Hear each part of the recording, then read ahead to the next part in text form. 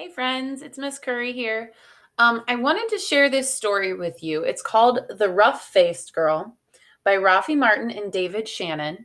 And it is a Cinderella story. So you're probably familiar with Walt Disney's Cinderella story, but there are a lot of different kinds of these stories throughout the world that have different cultures in them. Okay, so this is one of those Cinderella stories, and I want you to think about the things that might be similar um, and a little bit different than the story that you're used to. Okay, the rough-faced girl. Illustrations are really pretty, so I want to make sure that you see them. Once, long ago, there was a village by the shores of Lake Ontario.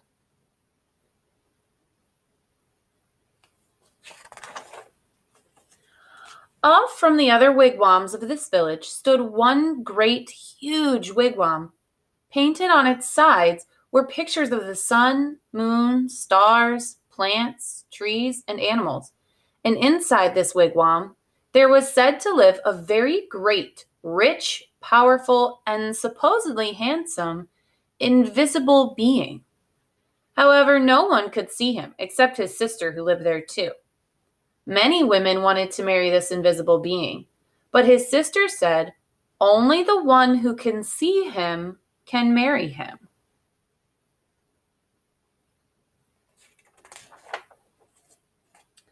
Now, in this village, there lived a poor man who had 3 daughters. The 2 older daughters were cruel and hard-hearted, and they made their youngest sister sit by the fire and feed the flames. When the burning branches popped, the sparks fell on her. In time, her hands became burnt and scarred. Her arms, too, became rough and scarred. Even her face was marked by the fire, and her beautiful long black hair hung ragged and charred. And those 2 older sisters laughed at her, saying, "Ha! You're ugly, you rough-faced girl." And they made her life very lonely and miserable indeed.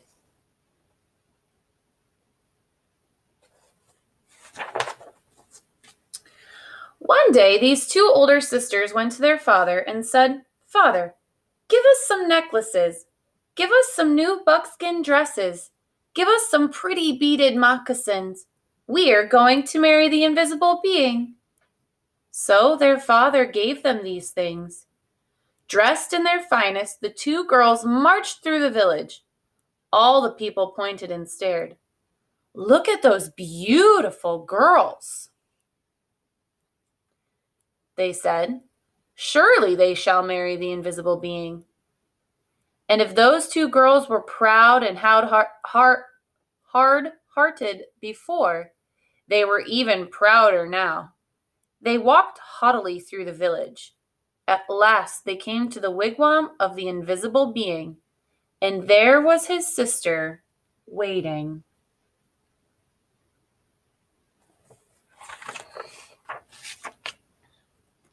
"Why have you come?" she asked. "We want to marry the invisible being," they answered.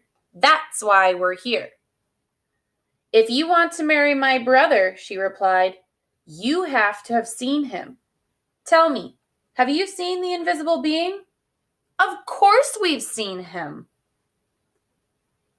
they insisted. "Can't you see how pretty we are? Can't you see the beautiful clothes we wear? Oh yes, anyone can tell that we've truly seen the invisible being." "All right," she said quietly. "If you think you've seen him, then tell me, what's his bow made of?" And then suddenly her voice was swift as lightning and strong as thunder.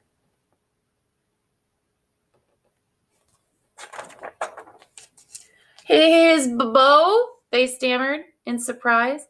"His, bow? We know."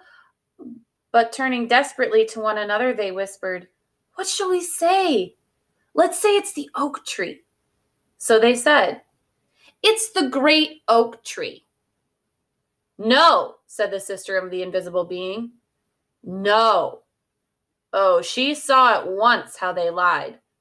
Tell me, she continued, if you think you've seen my brother, the invisible being, then what's the runner of his sled made of? We know, cried those two sisters. But whispering feverishly again, they wondered, what shall we say? What shall we say? Let's say it's the green willow branch. No, said the sister when she heard. No, you have not seen my brother. Now go home. Just test us fairly, they exclaimed. We've seen him. Just don't ask us all those silly questions.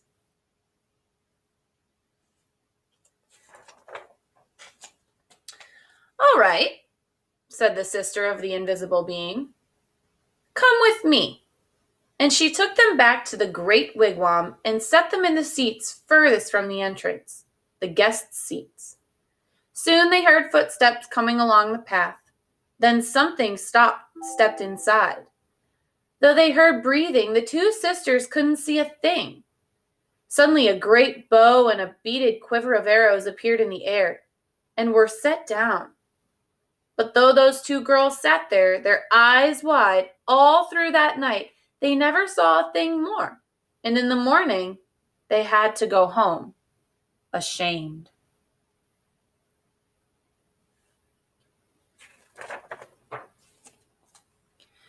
The next day, the rough-faced girl went to her father and said, Father, may I please have some beads? May I please have a new buckskin dress and some pretty moccasins? There's a difference in the way she asked her father and her sisters asked her father. Did you catch it? One of them is a little bit nicer. I'm going to marry the invisible being, for wherever I look, I see his face. But her father sighed. Daughter, I'm sorry, I have no beads left for you, only some little broken shells. I have no buckskin dress, and as for moccasins, all I have left are my own old, worn, cracked, and stretched out pair from last year, and they're much too big. But she said, whatever you can spare, I can use. So he gave her these things.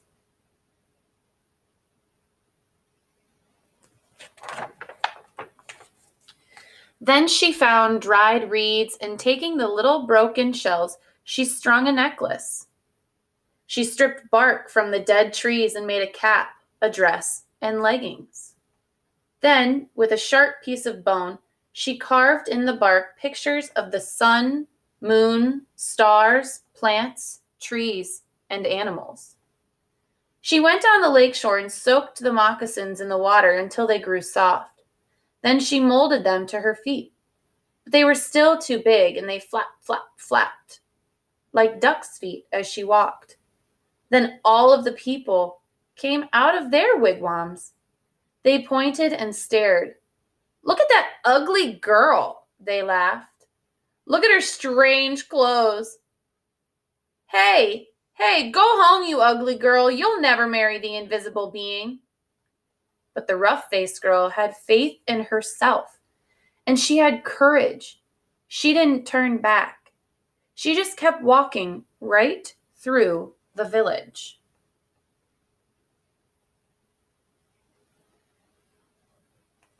People were not very kind to her. As she walked on, she saw the great beauty of the earth and the skies spreading before her. And truly, she alone of all in that village saw in these things the sweet yet awesome face of the invisible being. Can you spot the face of the invisible being?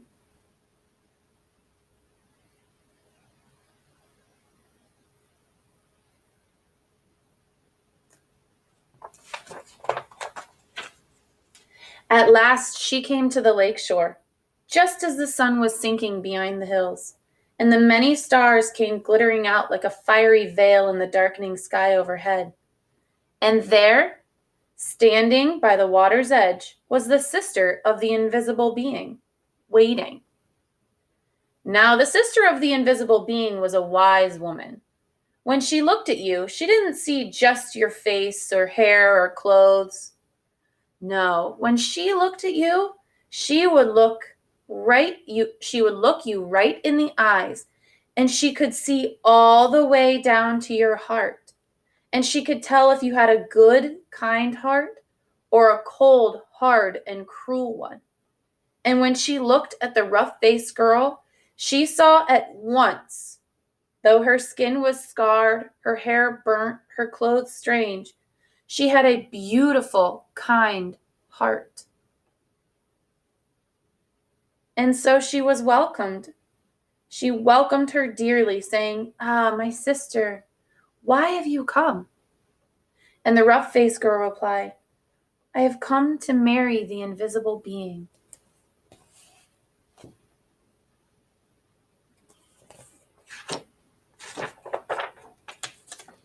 "Ah," said the sister very gently, "if you want to marry him, you have to have seen him. Tell me, have you seen my brother, the invisible being?" And the rough-faced girl said yes. "All right then," said the sister, "if you have seen him, tell me, what's his bow made of?" And the rough-faced girl said, "His bow? Why, it is the great curve of the rainbow. Do you see it?"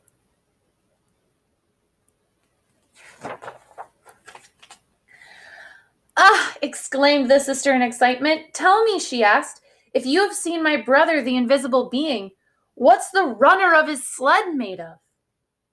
And the rough-faced girl, looking up into the night sky, said, "The runner of his sled? Why, it is the spirit road, the Milky Way of stars that spreads across the sky."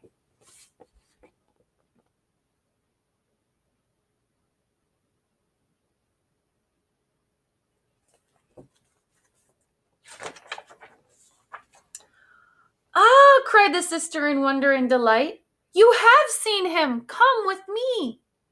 And taking the rough-faced girl by the hand, she led her back to the great wigwam and sat her in the seat next to the entrance, the wife's seat.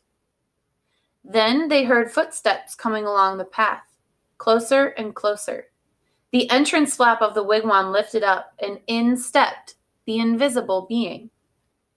And when he saw her sitting there, he said, "At last, we have been found out." Then smiling kindly, he added, "And oh, my sister, but she is beautiful." And his sister said, "Yes."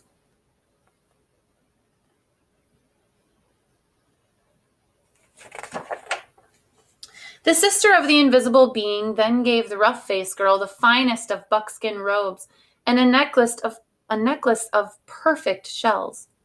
"Now bathe in the lake," she said, "and dress in these."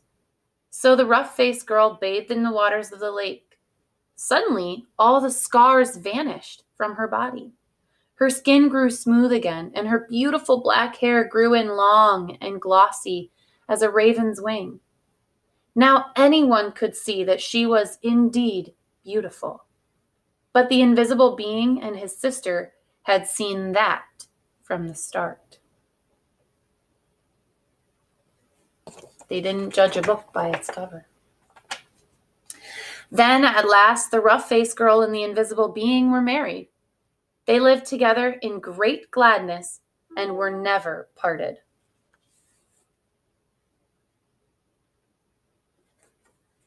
And that's the story of the rough-faced girl. I hope you enjoyed it, and I hope you caught some of the lessons that were taught in there, and you were thinking about some of the similarities and differences to the Cinderella stories that you already know.